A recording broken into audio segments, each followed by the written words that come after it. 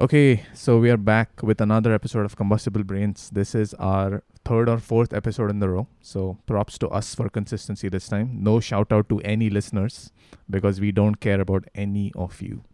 So, hello Ra. That's so not true, but yeah.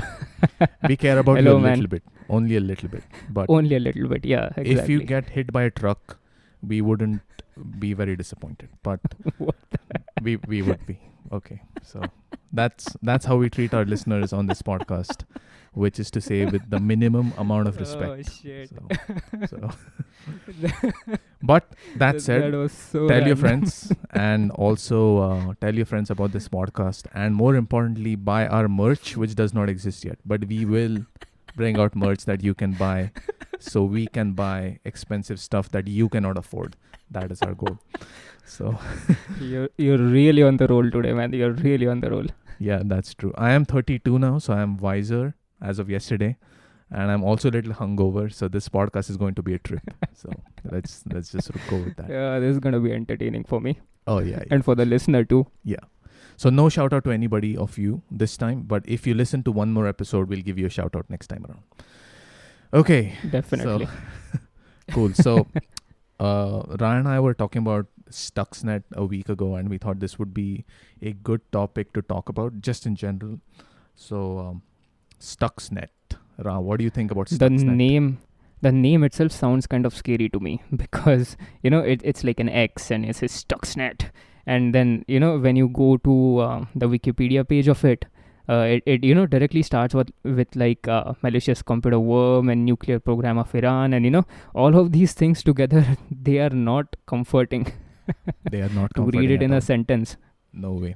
So for people that don't follow all these things, and I did not know about Stuxnet until Even I did not know until you mentioned it last week. So Yeah. we yeah. need So to fill listeners up with what we are talking about. yeah, for sure. So Stuxnet was this computer virus or worm that was created by quote unquote Western governments in order to spy on Iran's nuclear program, right? That was the goal. And it was really interesting how this was done. So, like normally you have a computer virus, the computer virus gets infected, you steal a bunch of files, maybe you lose some data, maybe you lose some credit card information, something like that happens. And then that's it, right? There's some financial damage, people get pissed, and you move on. Stuxnet, though, was a whole different ball game. Stuxnet was able to actually get into an air-gapped nuclear facility and actually damage centrifuges that were used for refining uranium, which was a whole new step up in this game, right? I mean, that's crazy. That right? is crazy. 1/5 of Iran's nuclear centrifuge. I'm just reading the page. Dude, that is crazy. And again, this was air gap, right? It was like there was no way for, as in, can't say no way, but it wasn't like easy access to the internet. There was like a REST endpoint which you could hit and, try to like brute force or, take it down by, having like a lot of attacks on it. It wasn't like that. It No. wasn't like that it was easy to do. No, and an air gap facility, maybe we should just say what that is, right? An air gapped facility is one that is not connected to the internet. So there is a literal air gap between, a facility and then the internet. So there is no way stuff from the outside talks to it. So Stuxnet was able to cross this gap and actually get into the facility and actually damage the centrifuge, which I thought was fascinating. How the hell did they do that? I mean, it's a very long story and I do not know all of it, but the way they did it is, I mean, to be honest, nobody really knows. There are theories, right? Speculations. But looks like they had physical access at some point. So there is a need to get, your program from point A to B. And the only way to do it in an air gap facility is to actually have it on a laptop that goes to the facility, then infects the machine, right? So what these guys did is they created this worm, right? This virus capable of destroying actual physical hardware. And then they started infecting people or suppliers of this nuclear facility that used to, transport materials and stuff to this nuclear plant or whatever, the refining plant. So they targeted, I think, 3 or 4 companies. I don't remember their names. And the hope was that they get on a laptop that is then carried over physically by some guy that has physical access to the facility is carried over there. It's connected to some sort of network, and then it gets on these machines. Right. And I think that's the only way to do it, especially since it's air gapped, right? So it has to be a physical access from someone internal, like someone who actually visits the facility. Yeah, or I assume like there is some spy or somebody that can do it. Somebody has to do it. So James Bond. and maybe James Bond did it, or maybe like a really hot woman did it. Who knows? We're all about equality here. Maybe she seduced some dude. That'll be a crazy good story. Yeah, that will be like a Hollywood movie, man. That'll be one hell of a Hollywood movie. Let's go with that. NSA hired who's a actress that could go infiltrate a uranium facility. I don't know. This is a tough one, but they did not do that. So anyway, let's create that story. When you mentioned that thing, I was thinking of that those pen drive attacks that people do, like these hackers do. Yeah. Like they just put pen drives in like parking lots. As in they just throw pen drives in parking lots, and people literally pick those up and put those in the machine. So I thought something like that, like some $5 pen drive. No, took down the entire nuclear facility. Dude, you're joking, but that's exactly how Stuxnet worked. It was actually. Is it? No, I'm not kidding. They actually used USB pen drives. They didn't throw pen drives into the facility, but the first thing Stuxnet did, so Stuxnet was, somehow delivered to your computer. This somehow was, physical access or whatever. But once it was there, it started infecting your USB drives that were connected to the machine. And the most prominent theory is, so the way Stuxnet seems to have worked is, right, you plug in a USB drive into your laptop. Okay. And then Windows, remember, like Windows opens this dialog box saying, what do you want to do with this pen drive, whatever, and then there is a little icon there, right? So there is an exploit that they used with, not the auto run exploit. I think it was called the LNK exploit. Let's just Google it. Okay. And this LNK exploit, I'm just Googling it on the side as to exactly what it was. Let's see. Works. Oh, there's a GitHub page where the guy wants me to click on it. It's like, fuck you, dude. I'm not going to click. Don't tell me there's like a code for that on GitHub. There is. The first link that showed up is some multi-channel /link exploit. I'm going to click it from. I'm on a Mac, and this is GitHub, so it should be fine. And he says it's a Python link, and there's a putty page, and there's a payload.exe. Imagine somebody dumb enough to run a payload.exe that you find on GitHub. Like, dude, I'm not going to do that. But apparently this is some shortcut.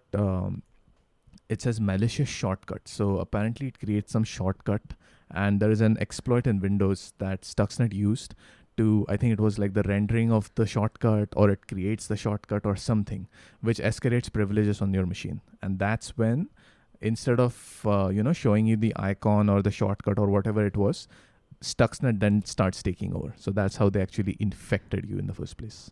Right. And I think, obviously, since this is a worm and it's not the movies, so it won't have a red flashing screen saying your virus has infected your machine. Right. The cliche, right? So this must have been in a hidden way, must be operating for like really long time until someone figured it out, right? Yeah. It was for a long time. In fact, there was a precursor to Stuxnet that you remember talking about that, like, I forget what it was called. It was called Flame or Dooku or something. I don't remember exactly. Oh, those funny words, right? Dooku, DUKU and Flame and some stuff like that. Exactly. Dooku. So, looks like the Western governments, quote unquote, did some, right? They did some spy analysis. Yeah, for justice. They spied on these machines for looks like 3 to 5 years before Stuxnet was even installed. And that was the most interesting part for me, because looks like what they did was, it was not just a crazy randomized infection. Okay, so what I read about it was, first they started controlling some servers around the world. This you expect, right? Because of course they're not going to say who is exactly doing it. So they took over directly, some servers, right? And it's not like their IP address is gonna be seen into that. No. Into the hacks, right? No way. So they took over some servers in Germany, some in Switzerland. One was actually in India. I forget what it was called. and then one in Philippines and so on. So they called these command and control servers, and they sent emails to these people that they wanted to infect. So there were over 1,000 targets that they wanted to infect, and the email was a very innocuous JPEG file. So I think it was like 700 KB or something like that. And most of the JPEG had been stripped of data because the actual payload was in the JPEG file, right? The JPEG was just Right. Container kind payload, of thing for container. that. Right. And I think there was one more mechanism. I think that was used by Flame. I think that was a Word document, and there was an email that they sent to these people. Like, imagine, you have to be dumb enough. They said in the email, I think it was from some South Korean firm, and the email said, hello sir, we have a list of requests for your company, please find them attached in the Word document. And I think then you open the Word document, and this was the most badass thing that I saw. They actually took over the font rendering mechanism in Windows to exploit a buffer overflow. So imagine that. Damn. Dude. Yeah, imagine that. They created that. So pretty elaborate, man. Dude, it's crazy. So they took over that system in Windows. So the moment the font rendering system was set off, instead of going to whatever font face, they actually redirected it to some whatever payload was actually intended to open. And that escalated privileges on their machine and took over. So Right. So then ultimately, so we need to tell, like, the listeners as well, and even I'm curious. So what were like the actual damages, like, apart from, like, say 1/5 of centrifuges being ruined, which is of course a huge thing. yeah. Was there anything else as well, and how did it cascade into like a global thing, and how was it found and all of that? Right. I think someone must have gotten really greedy at that point and tried to do a lot more than was expected of it. Yeah. I mean, first of all, to address your point, I don't know what listeners you're talking about. What listeners? What listeners? What listeners? So there's... I think at the start, I think you already, like, pissed everyone off, and everyone left already. Hopefully. So it's just, you and me. At this point, it's just you and me, which is good. 17% female representation on our podcast, though. Pretty good, but we're working on it. Our HR department is working on it. Everything is good. Okay. So everything's good. But more on point, the primary damage mechanism was the centrifuge. So they wanted to take over the centrifuges. So they actually stop Iran from manufacturing uranium. So maybe let's back up there a little bit, right? So there is a growing animosity, right, over the last few years between Israel and Iran, right? And Iran, right? And we are not taking sides here, to be clear, but there is an animosity, right? And the Americans and Iran, that's also, a strained relationship, let's say. So right. Iran has been trying to build uranium, enrichment plants for the last few years for quote unquote peaceful purposes, right? But everybody knows that, no good thing stops at like peaceful purposes, right? There's always somebody who says, okay, let's weaponize this or something like that. So right. Nobody and knows. It's not just Iran. It's not just Iran. Like, it would be the same for US, India, everyone. Everybody. The more power you have, you can maybe, start off with good intentions. Yeah. But having such power, it corrupts quickly. Eventually it will corrupt you. So everybody, tries to build, nuclear bombs when they have, uranium enrichment facilities. So Israel's biggest issue was that if Iran gets a hold of, enriched uranium, or they're able to enrich uranium on their own, then they could, in theory, build a nuclear bomb, which is going to be a huge issue for the Middle East and their area, because then they are threatened by, Iran, and then everybody surrounding Iran has to build up more capability to counter this threat, and so on and so forth, right? Right. So the conflict goes to the next level, right? And then it's significantly scarier when everyone is a nuclear power in the region. I mean, just look at the India-Pakistan tension, right? Exactly. That's exactly what I was going to refer to right now. I mean, that is exactly the same, right? Yeah. And there's, of course, that looming threat always. And I think that is what's called a nuclear deterrent anyway. But, I mean, Pakistan government having nuclear power is scary to me. Yeah, exactly. Because, I mean, for reasons, we have a clear bias here, to be clear. We are very very Indian, right? So our Oh, perspective, very much. right? So And no, and again, this is not against the people, right? We Right. never usually speak against any people. Even when we were doing the China episode, it Right, wasn't right. about the Chinese people ever. And Yeah. same is with Pakistan. It's like the Pakistan people are like the normal people like us will be doing the normal shit. Yeah, You dude, know, they nobody don't. cares, right? Nobody cares about Exactly. Everyone has their own life, but it's the government we are talking Yeah, about here. governments are fucked. So they are just fucked. That's just how it is. So Yup. there is always a threat to people like you and me from a corrupt government. So that scares me, right? Like if you have a nuclear threat like around, in your neighborhood, that's not good for you. That's not good. Not for at all.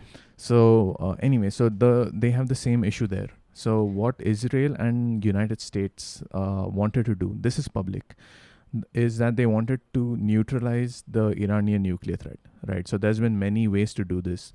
There's sanctions, obviously, right? So you can say, you Right. cannot use uranium, or you can say that you shall not buy these, special refining centrifuges, or you can say you can't get access to this technology and so on. But these are just rules, and the moment And again, even there, the opposition of the two superpowers. So if, like, for example, back then US was against it, right? So someone who's against US, maybe China or Russia, they will want to back Iran, right? And they'll be like, okay, who gives a shit if, for example, US says no to you? I will provide you the gear you need. Yeah, and this is exactly what happens, because there was a rogue Pakistani scientist, AQ Khan, I believe his name was, and I think he helped most of the rogue governments get their hands on nuclear power. I think the same thing happened to Iran. So, and not to say Right. that Iran's government is rogue, but that's how they got it through rogue means, looks like. This is a theory, right? No, it's unprovable, but that's what it looks like. So then ultimately, is Iran a nuclear state now? Like, do they have capabilities or They not don't have quite? nuclear bombs yet. So they are in the process of building some nuclear enrichment facility again. And the reason this is relevant today is because they got hit by a similar Stuxnet type attack in April, where after, like, imagine they installed all the security measures in place from the time Stuxnet was deployed, right, which is what, 2010. So 10 years after, 12 years after, the Israelis are highly, believed to have done this attack in April, and they shut down their entire. They shut down the power to the entire facility. So it caused a blackout, which again destroyed or limited their facilities and caused damage and all these things. So they got So when you say April, you're saying 2021? 21. Yeah. So this year. Oh, Yeah. this is I thought it was long. So even this incidents, right, the Stuxnet incidents, when you first told me like a week ago, Yeah. I thought that was like in 70s, 70s No, or no, no, 80s. no. But dude, that was 2010, right? Yeah, that was That 2010. is recent That is comparatively. And what you're talking about in April, that is 2021. So this 21, is yeah. relevant topic. I mean, Oh, yeah. So that is still ongoing. And they hit the same facility at Natanz. So like the same facility that was hit with Stuxnet was hit by another Stuxnet type attack. This time it's unproven yet because we don't know. Like we are in that phase where nobody has decoded what was hit this time around. Maybe people are working on it as we speak, but it takes months for like antivirus companies to actually figure out, what the worm was and all these things. So maybe in like a year or two, we'll figure out what happened in April 21. So it's going to Right. take some time. But it looks like a Stuxnet type attack. So my point was, like instead of dropping a bomb on a nuclear facility, which also they've done before. how is it? Yeah, they have done that. So Dude, these guys are brutal, man. yeah, the Israel's military is very aggressive. So they dropped a bomb. I don't think it was in Iran. It was somewhere else. I forget where it was.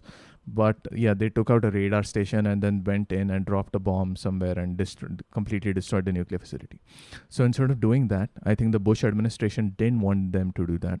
So what they did instead was focus on a cyber attack, which is even better because now you don't have to go there, right? It's much safer because your pilots are safe, and it is completely Exactly. deniable. You can, nobody can, Yep. even today as we speak about it, nobody has proof about this, right? So that makes, physical covert operations back in the day, the cyber attacks makes those seem like not covert at all, because Yeah. you had to at least physically go there. Whereas now this is like covert plus plus. Exactly, and nobody even knows what happened. It's not like Bush is signing that, saying like, "Oh, hello," like nobody's signing these. Exactly. There is no Yeah, flags, that nothing. that that reminds me of that James Bond. Daniel's one of the first few movies. He's talking to Q, and Q is like, we don't need agents like you anymore to go in the field. Everything Exactly. happens through the internet only. So Yeah. it's kind of like that, and that's true. Yeah. That's exactly what they did here. So they got into, to destroy this facility, what they needed to do was to destroy the centrifuge, because the centrifuge is really what allows you to enrich uranium. So without the centrifuge, you cannot enrich uranium, and if you can't enrich uranium, then you can't build a bomb. That's basically how it works. So Right. they figured out that there is a Siemens PLC, which is a control system device that controls these centrifuges, right? And it runs at some certain frequency, like 1,000 hertz or something like that. So Stuxnet goes in and slowly changes the frequency just about the point, like the operating point, for like 15 minutes, and Ooh, then damn. shuts off. Okay, and it's very sensitive. So I mean, you should understand this centrifuge is extremely sensitive to frequency change. So even the smallest frequency change is going to start damaging what is actually happening inside there. So they did that. Right. But then if Yeah. it was, so firstly, it is so intelligent to do it so minor, so Yeah. that it doesn't get huge alarms. But then eventually, weren't they repairing it again and again? Like, Yeah, if so there's little damages? yeah, so that's what started happening. So they started changing the frequency just enough and just randomized. It was not like they hit all centrifuges at the same time. It was like they hit one or two and then Stuxnet shut off for 12-13 days. So it used to damage it. Dude. So they started, This firing. next level. Yeah, first they started firing people. They thought, people are operating these things incorrectly. They started looking at, maybe it's just the, whatever source gave them the centrifuges. Maybe it's just bad, maybe the motor is bad. So they spent months trying to figure out what was going on with their centrifuges, because randomly a centrifuge stops working or destroys itself, and then the others just continue to spin as if nothing happened. So Dude, that must have. So, as an engineer, when something screws up, right? Anything, it could be anything. We always try to, separate out the probable causes and then go on like, okay, this is not it, this is not it, this is not it, until we find the actual cause, right? yeah. Just imagine how frustrating it must have been for those engineers working there, because they're like, dude, we are trying everything, all the permutations, all the combinations. It's not this, it's not this. They're like using the checklist. Are we using subpar materials? Are we doing this? Are we doing that? And it's like no one knows Nobody about it. knows. That is crazy. Right, and it must be such a complicated project, like just our bullshit course. software projects, we don't know what's going on. Imagine Exactly. a nuclear facility with, I'm assuming it's crazy complicated and everything. So who knows, And the worst thing is, bro, like the Stuxnet worm used to report back to the control systems valid data. So Stuxnet, once infected, used to record for a while. I think like 10-15 days. They recorded valid data, and as it was infecting, so as it went into action, to the command and control center for the nuclear facility, it replayed data that was valid. So engineers didn't know as they were recording, that the frequency has changed. Holy shit. Yeah. Oh, damn. Oh, Yeah. that is even. Oh, that's like going in and, those CCTVs, you're like changing the feed to the CCTV. It's like that, man. Exactly. That's what they did. So there was no trace of what is happening. And all of this was inside the air gap. So it's not like there was some human sitting outside the control area and, putting commands intelligently. No, Nope. This was the worm that was written so well. Yeah, the worm was written so well that it could do this all by itself. And it did not stay there. It's, when it used to wipe itself off after a few days and then infect another machine just to keep moving. So there was... Dude, that is epic, man. Yeah, it was amazingly well done. And that's why they started destroying centrifuges. Finally, they realized that there's something is fishy about, what is going on. Something's happening.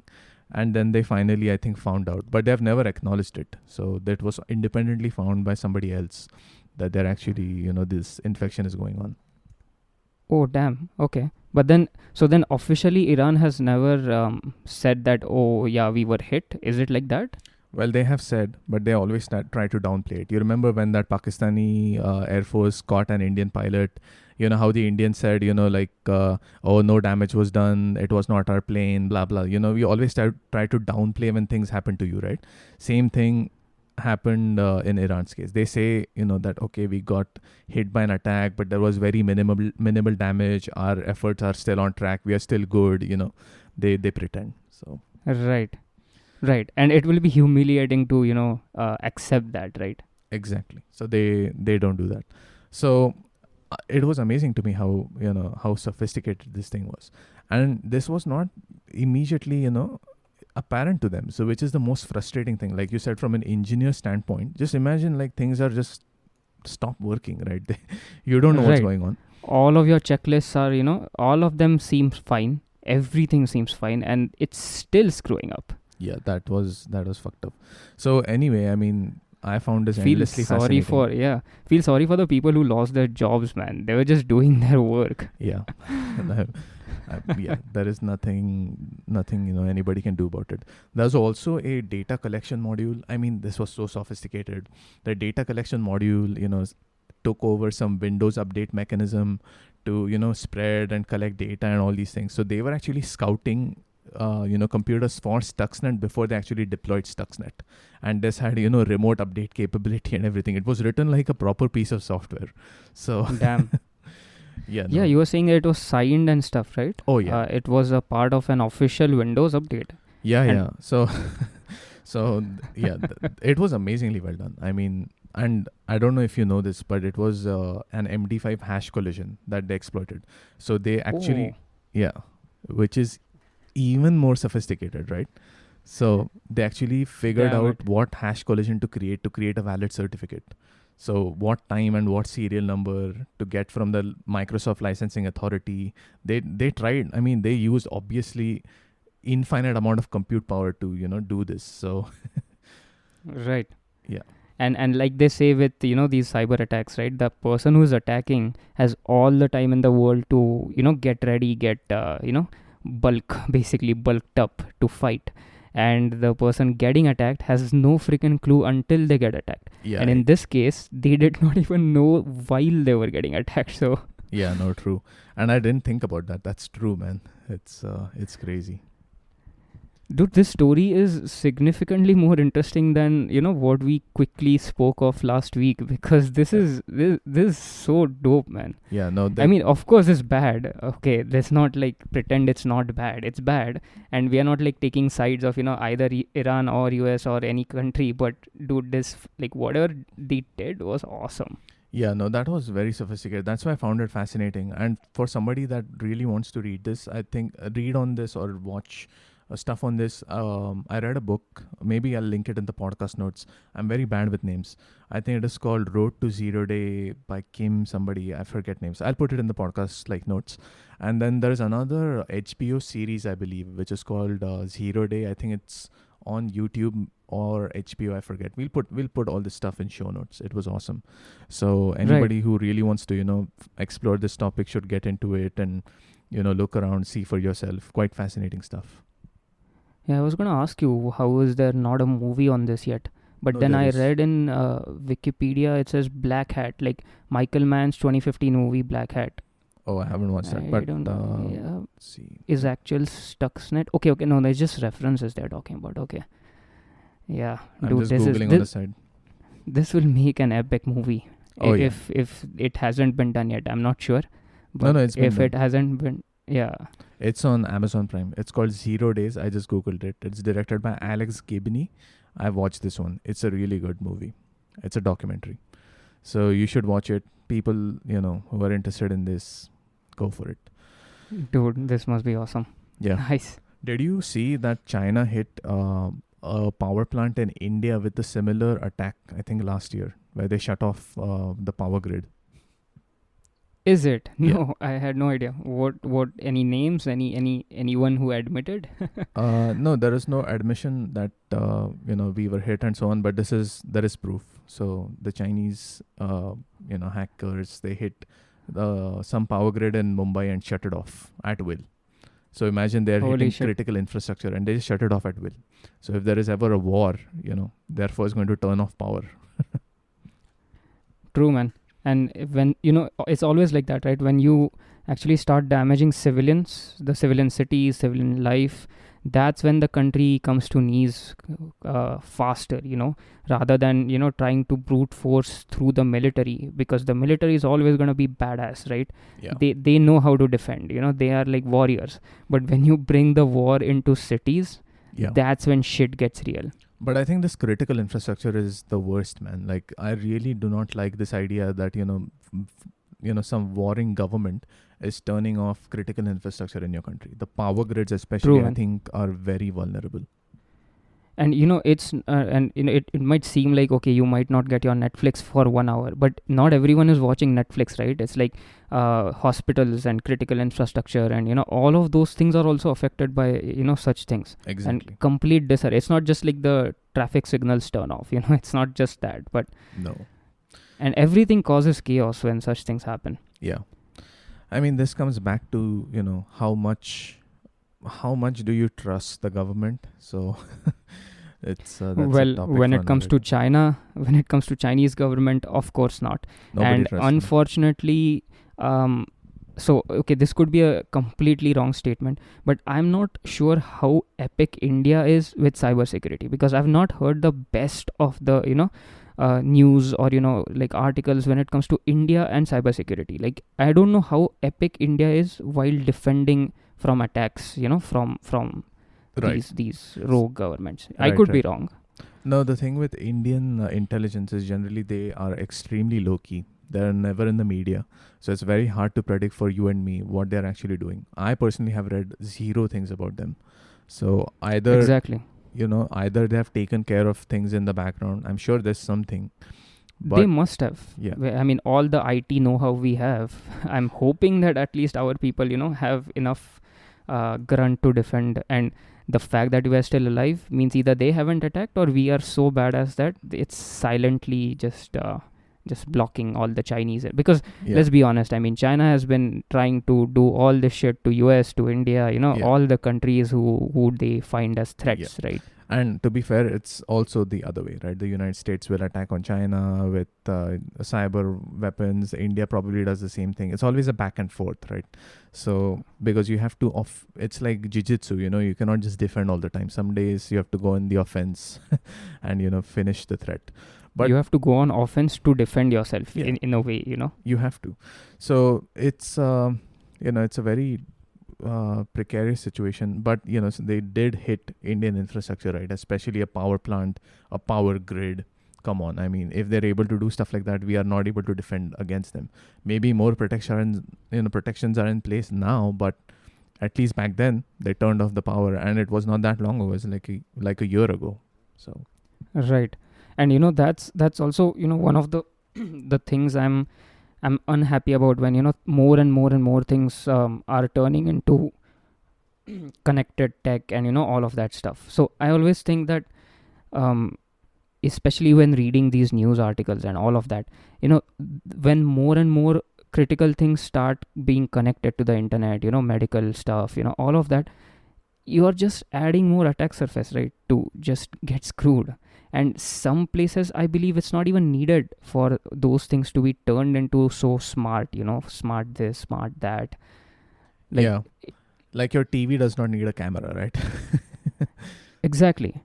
And again, if it's just TV and shit, it's okay. Like, yeah, maybe you can't watch. Okay, maybe someone is spying on you. Again, that is bad, and that's a totally different topic. We both are, we care about privacy and all. But here, even infrastructure, maybe like hospitals, maybe like, oxygen. Okay, maybe that's like internet connected now. Okay, who knows? As in, and if it is, then you're just screwing, right? You're screwing with the patients by just having some conveniences. You're actually allowing those to be breached. Yeah, And that that's would be direct bad. life. Yeah, that's bad. Do you think these patient like critical stuff is connected to the internet? I hope not. No idea, man. Look, I look at it like this. Okay, like even IT companies, like the tech people, like our people, they aren't always the best in defending, right? They get attacked. They are into the know-how, and yet they sometimes act like noobs, right? Yeah. Whereas this we are talking about, medical staff, right? They don't know about all of this. They are not supposed to know about all of this. Like, they are good at their job, which is Right. medical stuff, right? And if IT companies and tech people get hacked, then what's the chance that these people have done it well and they won't get hacked? Yeah. It's No. always that scary feeling. Yeah. No. That is very scary indeed. Especially, see, the power grid, in my opinion, is the worst one, because if you hit a power grid, you hit hospitals, you hit schools, you hit everything. You hit your first responders. If the power is off, you can't do anything these days. So, what if you turn off ventilators? You're screwed. So, yeah, it's going to be interesting how these people, how these companies protect themselves in the next, I don't know, 5, 10, 15 years. Exactly, man. And especially all these critical ones. I mean, it's okay if Yeah. the Netflix goes away for a while. Yeah.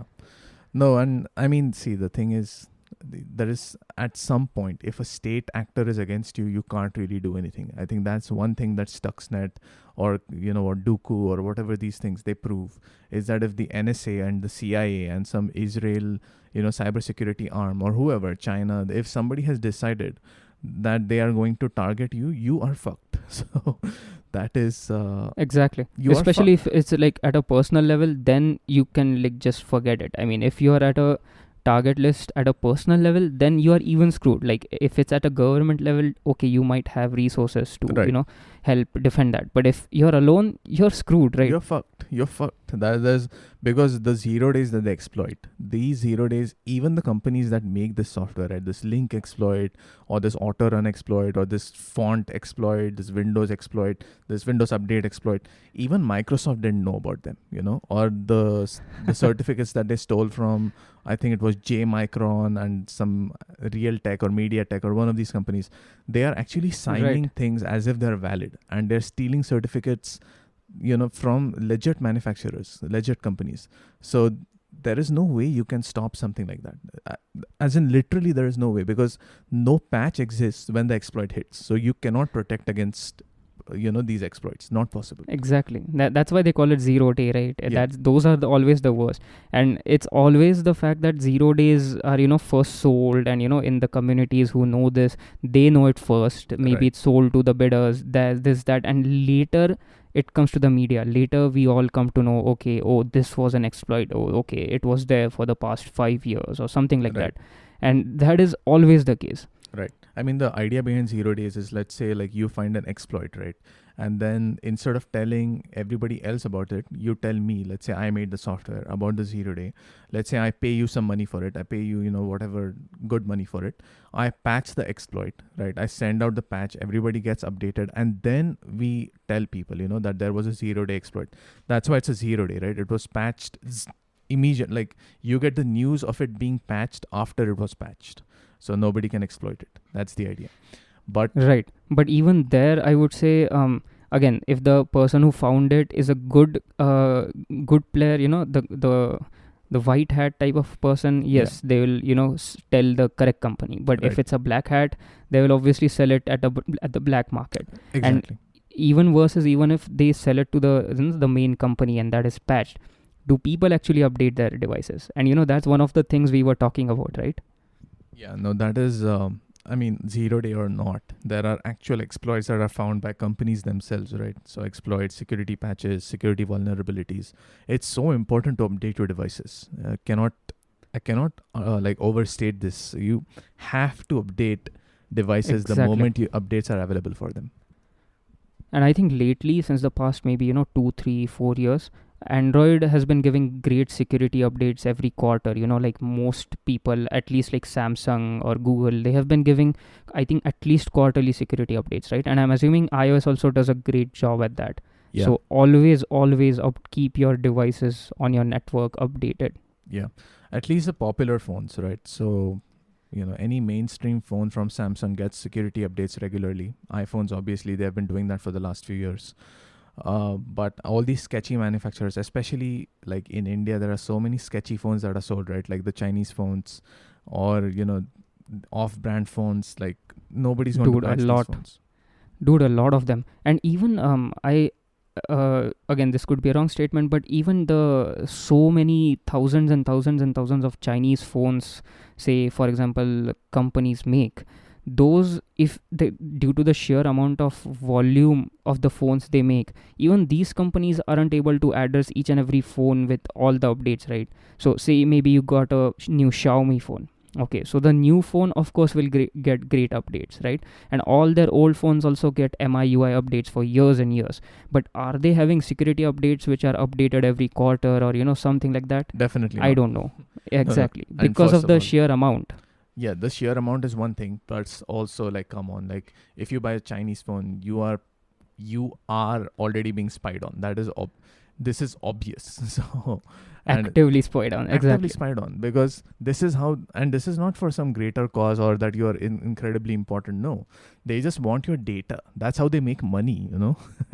So Yeah, I always love to give that example of Xiaomi. A few years ago they announced that the profits on hardware will be 5% or 0% or something like that, and everyone cheered in the crowd. yeah, I always, think of that example. It's like, no, don't cheer on it, man. It that means they're gonna take your data.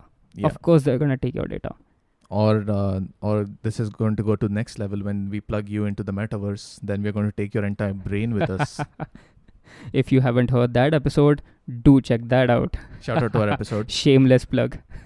It's truly a shameless plug. But go back and listen to the metaverse episode and all the other episodes and buy our merch. So which does not exist yet. So Yeah, man. dude, what do you think? We should make some merch, some Combustible Brains merch. Yeah, man. Some savage brain art, with a Combustible Brain logo below it. Yeah, you're an artist. That'll be right? dope. Yeah, well, kind of makeshift artist. Yeah, I think I rise to the occasion when I need to. that's fine. Our listeners are also makeshift listeners, so we can give them some makeshift, makeshift merch. And we'll price it really high, like $100, $200, so you and me will get rich. I'm hoping. Because no one will buy it. We are hoping there is one sucker somewhere who's not even us. Or maybe we need to make some Combustible Brain NFTs. Maybe that could fund this entire project. So True that, man. if somebody True wants to that. buy a picture of a brain for $7 million, send us an email. We are game. We will send you a brain for $7 million. So Send your brain. yeah. Okay, dude. I think with this, we Cool, can call man. it a wrap. I think. Yep. Until next time. Yes. Until next weekend. Super interesting topic though, man. Yeah. Super interesting. And also, we were only kidding. We actually don't like you at all. So the little appreciation that we had for you in the previous episodes, all fake. Unfortunately. What is wrong with you? Dude, I'm just taking a shit on our listeners today for fun. You're just like literally on fire with that. You're like, know. no, screw you. Okay, you're listening? Screw you. Well, they aren't buying our shit and they aren't listening to our podcast. So at this Yeah, point, they're not sharing our podcast. They're but not okay, no, sharing. there are people who are sharing, but Yeah. most aren't sharing. Come most on, aren't guys. sharing. Like, I see stats, I see them, Most of our listeners suck. So why should we give them any credit, If you want to improve this, please share the link to our podcast. If you guys don't want PB to shit on you more, Yeah, exactly. do it. Do it. Share. Yeah, and then we can be friends again. But until then, it's going to be tough. So conditional. So conditional. Yeah, like all modern relationships, these are based on strictly materialistic goals. So I think we should call it before this goes out of hand. Yeah. I'm just gonna laugh for the next 5 minutes. I know. So let's call it a day with Yup. this one. Okay. Bye, man. Bye. Yep.